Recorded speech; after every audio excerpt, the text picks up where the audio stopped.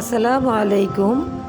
পবিত্র কোরআনের সূরা আল বাকারার আয়াত নাম্বার 23 এবং 24-এ বলা হয়েছে, আল্লাহ তাআলা বলেছেন, আমি আমার বান্দার প্রতি ধাপে ধাপে যা নাজিল করেছি তাতে যদি তোমাদের কোনো সন্দেহ থাকে তবে এর মতো একটি মাত্র সূরা রচনা করো এবং আল্লাহ ছাড়া তোমাদের সব সাহায্যকারীকে ডাকো।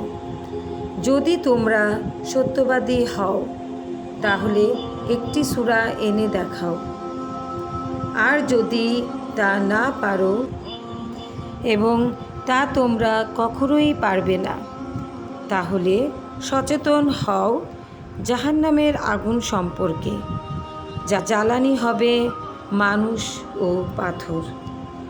সত্য অস্বীকারীদের জন্যে তা প্রস্তুত রাখা হয়েছে।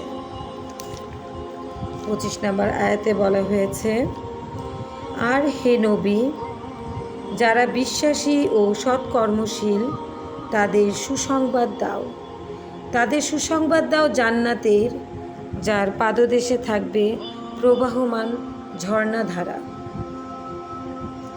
সেখানে যখন তাদের ফলফলাদি খেতে দেওয়া হবে তখন তারা আনন্দে বলবে, হ্যাঁ, দুনিয়ায় আমরা এই ধরনের ফলই খেতাম।